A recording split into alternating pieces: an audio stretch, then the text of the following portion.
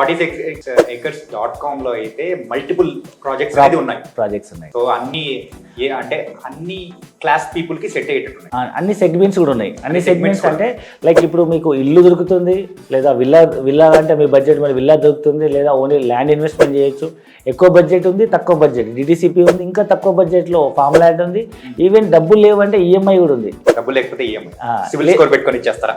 లేదు, సిబిల్ స్కోర్ ఉంటే మేము లోన్ ప్రొవైడ్ చేస్తాం బ్యాంక్ నుంచి. మీకు డే 1 లో ల్యాండ్ రిజిస్ట్రేషన్ అవుతుంది.